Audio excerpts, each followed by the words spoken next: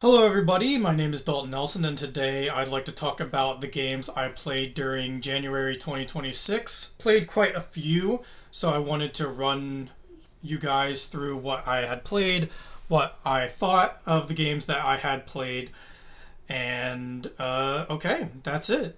Let's get into it. Games played January 2026. First game that I played this year was Paper Mario: The Thousand Year Door. I specifically played the Switch remake that I think came out, if not like a couple years ago, then maybe last year or something like that. From what I understand, just minor changes to the game. I had actually played the original GameCube game a couple years back for the first time, and I was very curious to see what my thoughts on it were now. Maybe my opinion had changed of it because when I had played it originally, I wasn't too strong on the game. Just for context, I actually really love the original Paper Mario and the Nintendo 64. On the Nintendo 64, it is one of my favorite games. As for Paper Mario Thousand Year Door, I think it's very good.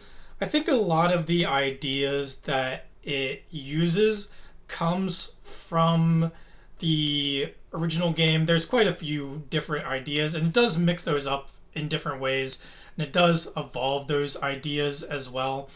But I think there's certain aspects of Thousand Year Door that just don't gel with me. I think the story for what it is all right. I mean, it's not like the story in the original Paper Mario is like that uh, revelatory or amazing to begin with anyway.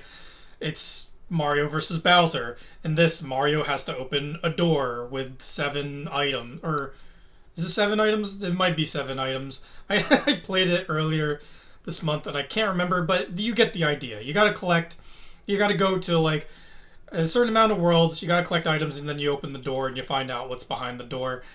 And I like the game. I like the game. I especially like the gameplay. It's relatively unchanged from the original Paper Mario, and in fact, there's quite a few welcome additions, such as some new ways of countering. It feels like the partner system has been expanded upon in a way that's very significant as well. But I just don't, again, I don't really gel with the game as a whole.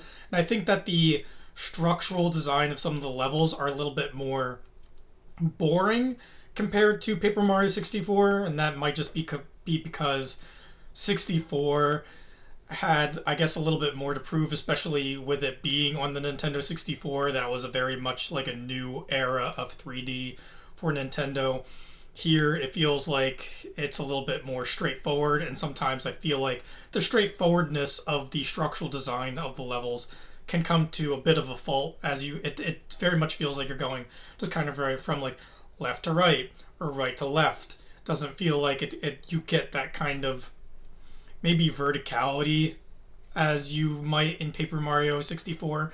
But overall, Thousand Year Door, solid game overall. I'm not quite lined up with, I feel like, a lot of fans on where I feel like this is the. I feel like a lot of fans kind of consider this the definitive Paper Mario 64 game, or the definitive Paper Mario game. I don't. I still very much prefer the original Paper Mario game, but I feel like this is a really good follow up, and I wish. While I appreciate the game that came after this, Super Paper Mario for the Wii, I still do wish that Nintendo and Intelligent Systems had continued on with this formula in some way because it does have its charm. So after that, I had played a roguelike by the name of Ball X Pit. Ball X Pit is kind of a mix up on the kind of Brick Breaker formula. If you know of ancient games like Arkanoid or Breakout, that's kind of like this, but it mixes it up. It gives a roguelike spin on that.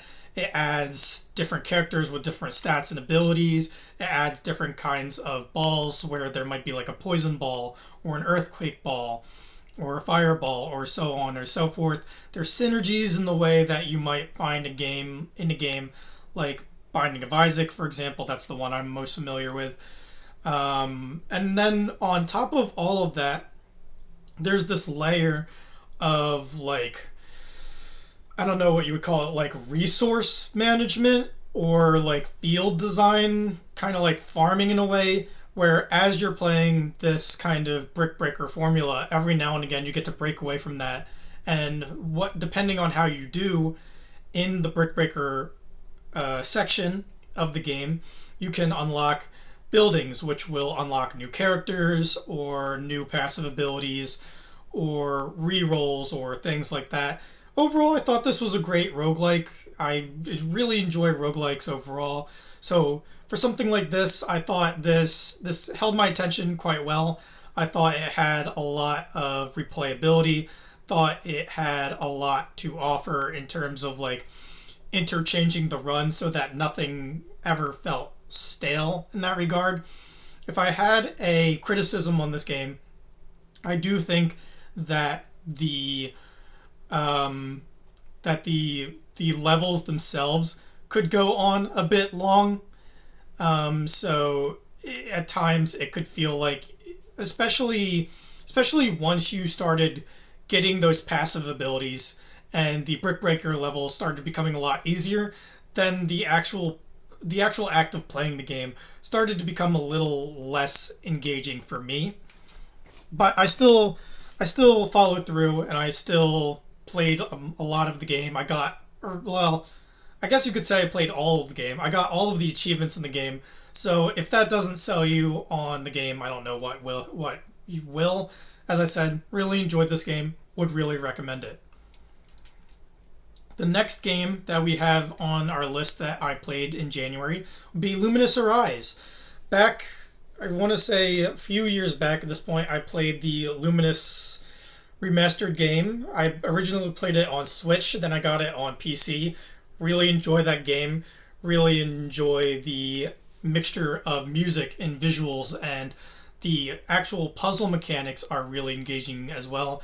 If you're unfamiliar with Luminous, basically you just kind of make squares, and then from there you eliminate. There's like a line that goes across the screen, and it'll eliminate the squares you make, and then the actual tempo and frequency at which the line comes across is kind of dependent on the level, and that matches with the music that's playing in the background. Overall, very audio visual treat that the original Luminous is, and I feel like Luminous Arise very much plays into that. It doesn't really bring anything new in terms of like mechanics to the table, other than, and I forget what it's called, but there's like for those who don't know, Luminous Arise is made by the same people who also made Tetris Effect. So a lot of the same visuals, the same aesthetics, the same moods and vibes that you get from Tetris Effect, you will get here in Luminous Arise. So in that way, Arise isn't very much of a surprise in terms of either a new entry within the Luminous franchise or within a new entry within Enhance's entire catalog. So when I say that there is one like new mechanic, I forget what it's called, but you press a button and basically you get to like stack your boxes and kind of combine them and combine them and combine them, and it'll create like one big box while bring everything that is the other color up to the top of the screen.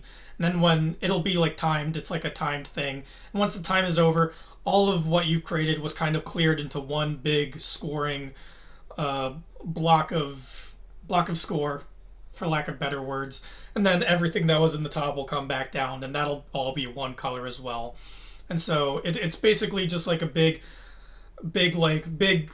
score time type of effect, which is really cool and especially helpful for if you're in a bind.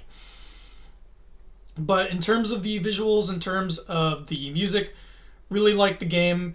I do think that compared to the original Luminous, the actual classic mode that you unlock once you do kind of the adventure story mode, which is very much carried over from Tetris Effect. Once you do unlock that classic mode, it is pretty long. I feel like it's longer than the original Luminous. I I think Luminous Arises classic mode, and so forth, takes like, God, I didn't necessarily even time it, but I want to say like maybe 2.5 hours. It feels really long. Meanwhile, I feel like the original Luminous Classic, I think that was like an hour and a half. Still pretty long, but it's still doable. This Luminous Arise very much felt like a commitment, and it felt like, man, I'm really just like sitting here and going through it. It feels like a lot to go through it all in like one run. So I feel like that's kind of a criticism, as well as like for me personally, and this is a criticism coming from my own tastes personally.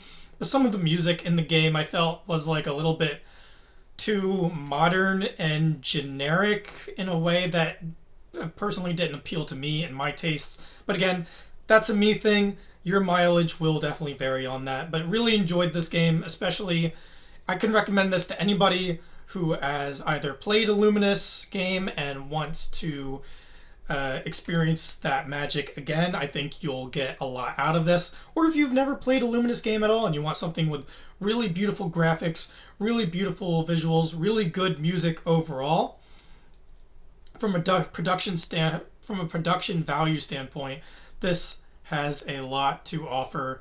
I think from there I can absolutely recommend it. From there, we played this is one that I actually really like playing. This was Mario vs. Donkey Kong, the Switch remake. This is a remake of a Game Boy Advance game that came out way back in the day, back when I was a kid. And so I had actually played the original in Game Boy Advance, and I remember really liking it. And just for context, I'd only played through like half of the game as a kid. I went until you beat Donkey Kong for the first time, and then didn't play it again. But there's like the way this game works. For those who don't know, it's basically a evolution on the original Donkey Kong arcade formula, where you play as Mario and you've got to rescue not Pauline this time, but instead little toys based off of Mario's likeness. The story is Donkey Kong really wants these toys, and so he goes and steals them from the factory. And so Mario's got to go chase him around all these different worlds and get his toys back. And so the first half of the game will be that kind of Donkey Kong formula where the first half of the game in itself, the levels within it are kind of two-parters, where the first part is you as Mario have to go find a key, as you can kind of see in this image. You got to go find a key, and then you got to go open the door, which is in the image above, and normally there'll be like obstacles or whatever within your way. Then the second half of that level will be to then collect the toy, which you see Donkey Kong holding there. And so that'll be the very first half of the game. And so you'll go through worlds, and there's like 6 levels, and then you'll fight Donkey Kong, and then you'll go to the next world, and you'll do that. And I believe this is where the remake starts to differ from the original, because in the original I think it's 6 worlds, and then you've cleared the first half of the game. In the remake, those 6 worlds come back, though they add 2 more worlds, a winter level and a Carney themed level. And so I think it's 8 worlds overall, and so you do that, and that's your first half of the game. And from there, I wouldn't fault you at all from stopping. But there is another half of the game where, in that other half, you, instead of just getting the key and then going to the door, then you in the latter half, you have to get the toy, which then also has the key with it, and then you have to guide the toy to the door without breaking the toy, otherwise it's a game over. And so this latter half, it kind of spins the formula that you're already familiar with, while still utilizing the same mechanics that you're already used to. I really like the game. I really enjoy the game. I thought that the original was pretty interesting and unique, and had really good music as well. This does a lot of justice to that. The music, which has been rearranged with a much more jazzy orchestra type feel to it, while still keeping that kind of easy listening type vibe to the production of the music. Really good. Thought the worlds themselves were translated over really well, except for the world of the Mystic Forest. In the original Game Boy version, you would have like these bulb-like trees that looked really cool.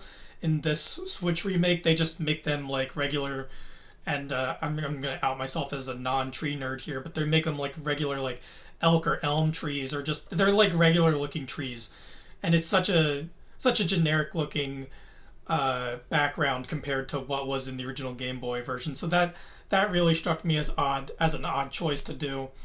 But ultimately, if you're looking for a solid puzzle game, I think this is a solid puzzle game. I really enjoyed my time replaying through a lot of these levels, and as well as finally going through that second half, which actually turned out being easier than the first half. So it was quite a breeze to kind of get through. But I can definitely see why you would just kind of like stop once you beat that first half of the game. But yeah, enjoy this overall. There's probably a lot of nostalgia attached to that sentiment, but Mario vs. Donkey Kong still to this day I think sticks out in terms of like puzzle games and within like the Mario franchise as a whole. I think this is something that you should seek out and play. Next, we played Once Upon a Katamari. This is the latest addition in the Katamari franchise, an addition that comes a long time in the making, as I believe the last entry within the Katamari franchise was in the aughts, not even necessarily within the 2010s. So Katamari has not had a new game for a while, though, for context, this Katamari game doesn't necessarily come out of nowhere. There's been two very successful remakes that had come out in the years prior. Katamari Damacy Reroll, and then I think it's just called We Love Katamari Reroll. Both great games. Both I would highly recommend. Both were made by a different company that made this game. I think the ones who made the remakes were by Monkey something, while this one is done by Ren Game instead. And so I found that a little bit interesting. But in general, if you've played those remakes, you're not gonna get too many surprises here. The whole concept around this new entry is that you are rolling up a Katamari within different eras of history. And excuse me, I have to burp. My sorry. But you were rolling this Katamari between different eras of history. So you might go through prehistory, dinosaur era, or Edo Japan, or the modern era, or cowboys, or ancient Egypt, or pirates. So that adds an interesting little conceptual spin in terms of the actual levels that you're rolling around. Meanwhile, the actual game, or the actual levels, or how the levels are tied up, are through a kind of Super Mario Brothers 3 type overworld, where you'll go from like point to point, and then you'll select your level, and then you'll play it, and then within the levels you'll get certain prizes depending on how well you do, or the exploration that you come across. So you can, like the previous games, you can collect cousins, you can collect presents. You can also, in the new thing with this game, is there's king medals. So king medals will be rewarded depending on, or no, there's king medals, and then there's another one. I think they're called king tokens. So king medals are something where you have to explore around the level and find them. King tokens are awarded at the either awarded at the end of the level when you've completed it, or by completing challenges subsequent to beating the level. And then you can use those tokens to purchase aesthetics for your character. Yeah, I believe it is exclusively just like aesthetics for your character. Meanwhile, the king coins themselves, it's a little confusing. The coins that you earn by playing through the levels and finding them throughout the levels unlock levels in the future. It kind of works like Sonic Unleashed, where you need to find these levels in order to progress the actual single player story of the game, which I thought was okay. I've never necessarily liked that formula, especially when the game doesn't present that outright as like, hey, you really should be collecting these if you want to progress through the main story. I felt like the game didn't necessarily make that clear. So once I did hit that roadblock, it was like, oh man, now I got to go back and I got to go and find these medals again, and it makes backtracking and replaying the levels a little bit more of a slog, in my opinion. But overall, like the previous remakes that had come out in years prior, really enjoyed this game. Really think if you like Katamari, this is worth your time. If you haven't played a Katamari game before, you can start with this one. I don't think there's really a problem with that. Let me get back in the middle of the frame here. I don't think there's necessarily a problem with that, but with the remakes out there already, especially with them being a little bit older and thus being more susceptible to sales, I think you should probably, if you've never played a Katamari game, you should start with those first and then come back to this. But I think this was good. This was fine. This was a fun time. I've replayed it, and even in my off time of when I just needed like a game to play, whether I'm listening to music or talking with friends and I just need something to play in the background, I've been playing this in the background. I've gotten all the cousins. So clearly I enjoyed the game enough to come back and replay it again and again.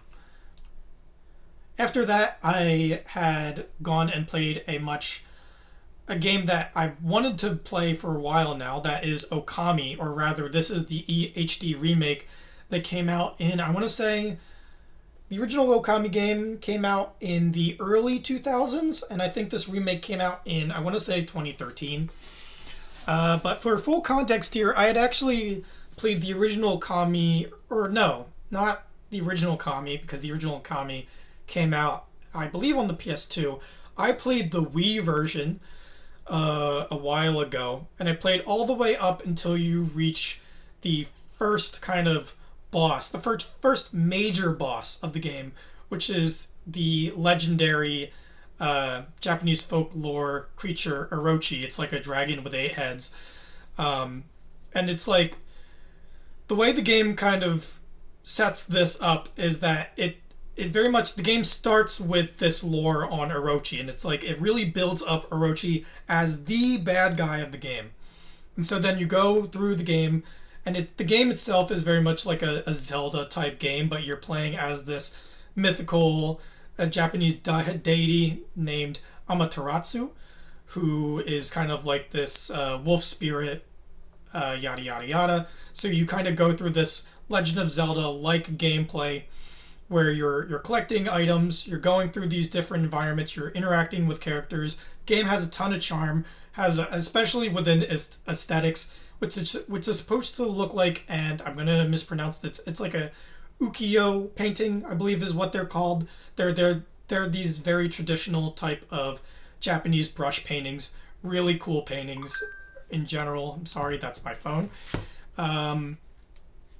Really cool, but you play this game, and then you get to Orochi, and then you beat him, and then younger me, when I played this on the Wii, was like, wow, this is like a finality, this feels really cool, I'm ready to put the game down.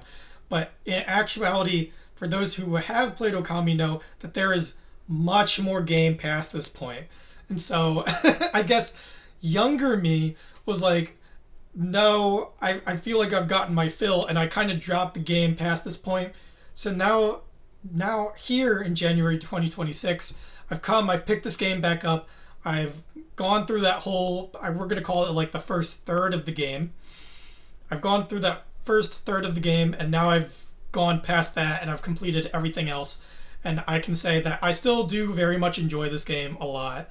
I love as I said, I love the look of the game, love the overall tone of the game. I think in terms of the adventure game genre, this is really unique. This is really one of a kind. This really kind of stands on its own. Really stands the test of time as well. As I said, this is a game kind of released in the early 2000s, and I think still plays extremely well. I played this on a controller, and as I said, I played the HD remake, so maybe there's a lot of quality of life additions to this game that maybe I'm not aware of off the top of my head. But even then, still really enjoy this game. I still do feel like the game does run a little bit long, and I think that is part of that does come from the fact that it does have like these three major sections of the games. It kind of builds it up, builds it up, and then you beat this final boss, and does feel like, that Orochi boss feels like finality. When you beat the second boss, that does feel like it's kind of continuing onward a little bit, and it does eventually build up into a finality that I think is fine. It does kind of follow, and this is like a thing within stories in general.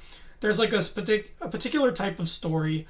We'll call it like the myth story, though I don't know necessarily if this follows the actual traditional mythic structure, because there is a traditional mythic story structure. But there's a movie that actually came out a couple years back called The Northman that kind of does this as well, where it feels like it's a bunch of loose, interesting events that are kind of tied together via like this main character or whatever, and then you get to this final battle or this final boss, and it feels like it just kind of ends. It's not like for me, who's a traditional Westerner, who we are very familiar with, like the arc, the 3-act structure type of thing. This Okami here doesn't necessarily follow that 3-act structure. You can kind of split the game into like 3 distinct parts, but they're all kind of dressed around kind of paying homage to these traditional Japanese stories and these traditional Japanese folklore and aesthetics. And there's definitely a lot packed in there, especially if you love those things and if you're really passionate about those things, you're going to get a lot out of this. So, I mean, all of this is to say, while I am ranting and criticizing a little bit, all of this is to say that I do really enjoy this game. And I found that there was a lot to get out of this. And I am really glad that I came back and I played through this whole thing, because I do think it was worth my time. So after that, I played an independent game called Unbeatable. This was actually one of my most anticipated games of last year. Unbeatable was a game that was announced many, many years ago. I don't remember when I first heard about it. I think it was during like some sort of game trade show, like maybe if E3 was still around. Maybe it was announced during E3. If not, it was like maybe a PlayStation Connect type event. One of those kinds of things. But I think that's how I found out about it to begin with. And Unbeatable itself went through a Kickstarter and got funded. And it finally got released at the end of last year, which is great. And what really drew me to the game is it very much felt like a spiritual successor to games like Jet Set Radio, for example, or Jet Set Radio Future, where the whole tagline of the game, how it was sold, was it took place in a world where music is illegal and you do crimes. And so the actual gist of the game is it's a rhythm game. And so if you've played any sort of basic rhythm game, that's what this is. How Unbeatable does mix that up a little bit is that it will have kind of like dynamic fight scenes playing, and so maybe the rhythm game you're playing might shift between the left and the right, or maybe there'll be like notes coming from both the left and the right screen, but you only play the rhythm game portion of Unbeatable with like 2 buttons. It'll be like an up button and a down button. I forget what the actual buttons were. I think it was maybe like Q and E is what they used. I don't remember if you can also use up and down. I don't remember it. I don't think that's what I used anyway. I think it used like the 2 letters. I thought the actual rhythm game portion was fine. I'm not normally a player of rhythm games, so I'm not gonna sit here and say like whether or not this is like something that compares to the likes of like Osu or Rhythm Heaven or really classic rhythm games within that style. I will say, in terms of like the actual story, I got less of Jet Set Radio, and actually the game more reminded me of Life is Strange in that type of way. But where Life is Strange, I think, is very delightfully weird, especially for that game is like a game written. It's like northwestern teenagers written by like 40-year-old French guys from like across the continent, and so there's definitely like awkward charm to that game that still holds up to this day. This game, however, I think I liked what it was trying to do. I liked what it was trying to say. I feel like the story did get kind of muddled, and I felt like the overall arc that it was trying to build up towards kind of got lost. It felt like you were, especially towards the midpoint of the game, definitely felt like you were ambling for a little bit. So I felt like the narrative could have maybe a little bit, used a little bit more focus, especially as someone who isn't necessarily a rhythm game aficionado. I felt like that the aesthetics and the music is great. It's awesome. If you're going to play the game at all, you should play it for those two things alone. But in terms of the actual story, I felt like that left things to be desired. And so overall, I did kind of leave Unbeatable a little bit disappointed. Again, I thought it was going to be more of like a fight the system type of game. It's not really what I got. It was more of kind of like an internal struggles type of story. And even then, I felt like it could have been executed just a little bit better. So overall, I would recommend this game, but I will also say that I didn't love the game personally. So that was Unbeatable. And after Unbeatable, I played another highly anticipated game of last year, but this was probably everybody else's highly anticipated game of last year, and then would soon become one of the most lauded and acclaimed games of last year. That is Clair Obscur, Expedition 33. So this is by speaking of the French, this is by a French company called Sandfall Interactive. I believe it is made up of ex-Ubisoft developers. That's what I've heard. I don't know if that's necessarily like 100% accurate, or if it's just maybe like the founders who are ex-Ubisoft and then everybody else was maybe hired on afterwards. Regardless, Clair Obscur Expedition 33, which I think I'm just going to call like Clair Obscur for brevity, because otherwise I'm going to be here all day. I'm going to be stammering over my own words. Really, really, really surprised me. Even though it had this reputation of being great, it won all these awards, it was beloved by many gamers of last year. Once I was actually able to keep myself spoiler free and even like mechanic free ish. My friends did kind of describe some of how the game works to me and trying to recommend it to me all of last year. I waited for a while. I waited till actually Christmas to even pick this up. But I kept myself spoiler free, and I was still surprised. I still was surprised by the level of craft and execution within this game.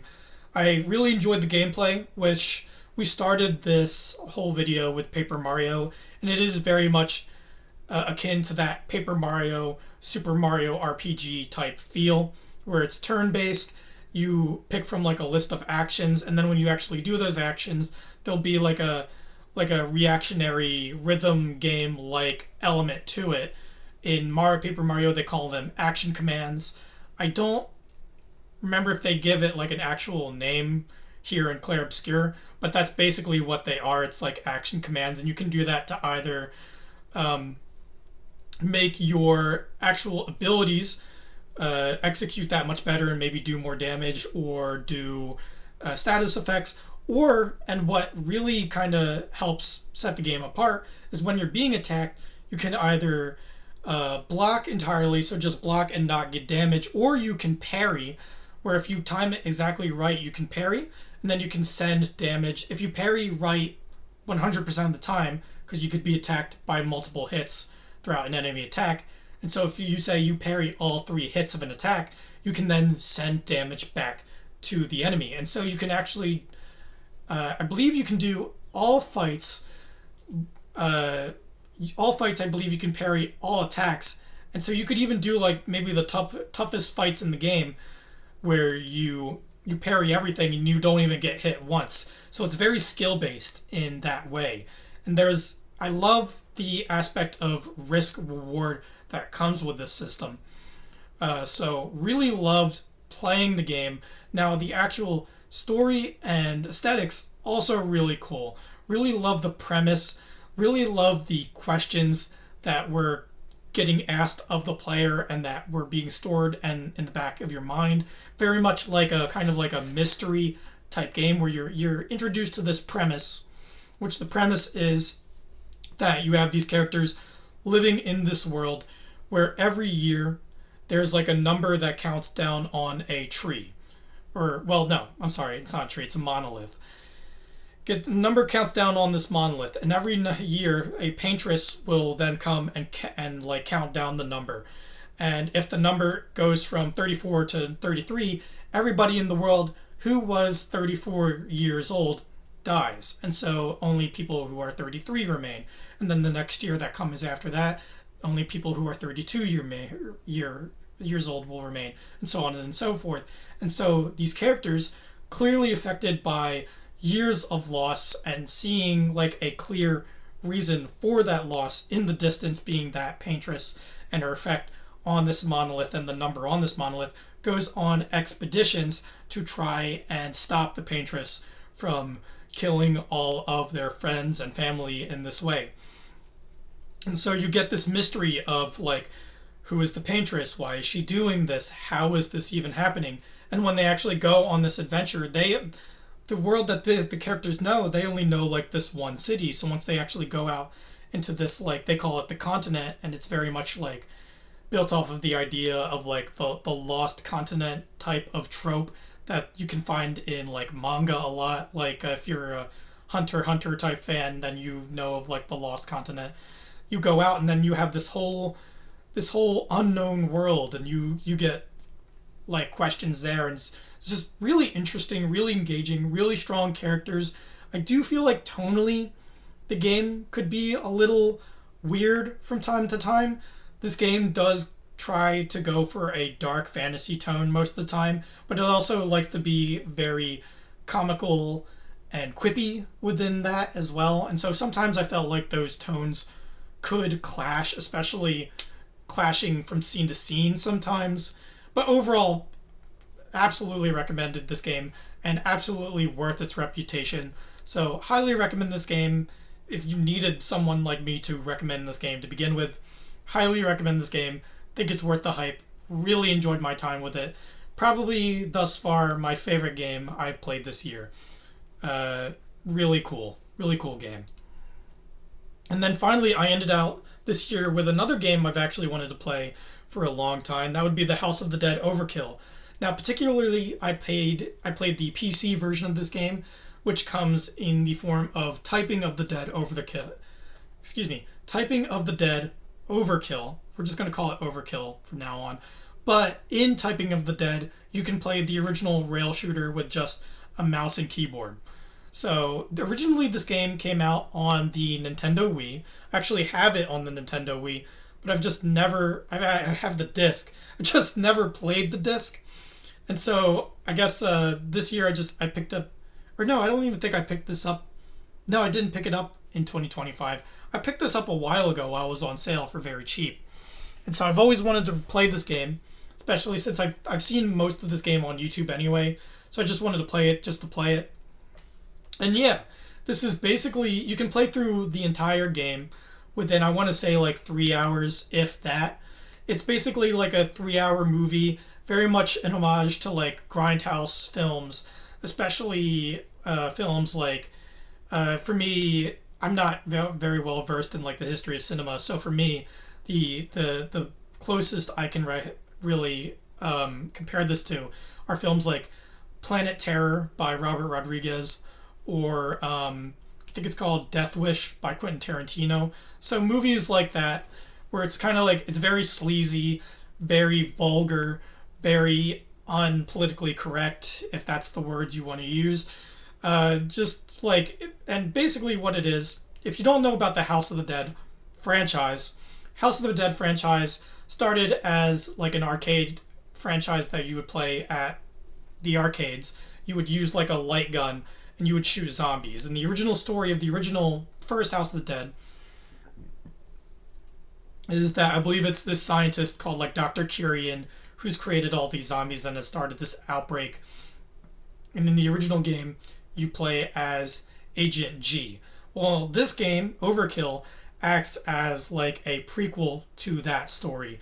So what you do is you play as Agent G with the local detective Washington, and you go through, I think it's, I actually don't know which state they go through. I want to say it's Louisiana, because eventually you go through like a swamp, and I feel like when you think of swamps and United States, you think of Louisiana. So I want to say it's Louisiana, but I'm probably not correct.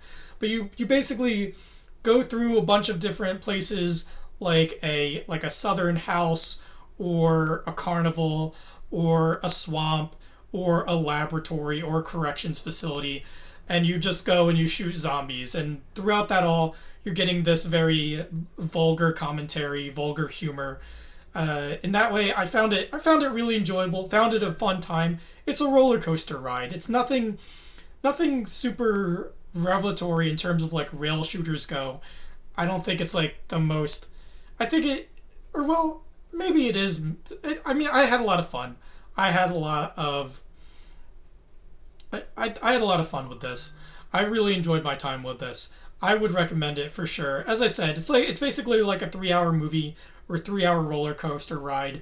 You can get through it all in one sitting. So if you're looking for something like that, a game where there's just like not a lot of commitment, you just want to turn on a game and you want to have fun time, you want to maybe have like some laughs, you want to have something that's very stylized, definitely pick this up, definitely play this. Highly recommended. Glad I finally picked this up and gave it the chance it deserves. And that will be it. That is all I played in January 2026. So that concludes this video. If you like my videos, I haven't uploaded a video in a really long time. I apologize. I'm going to try and at least do this where I just talk about the games I played at the end of the month, each month. So we'll see how that goes. But if you like the video, just give it a like, give it a comment. You don't have to subscribe. Not really doing this to like have a YouTube career or anything, just like talking about things. And so, yeah, that's it. That's what I played in January 2026. Thank you for watching the video, and I hope you have a nice day.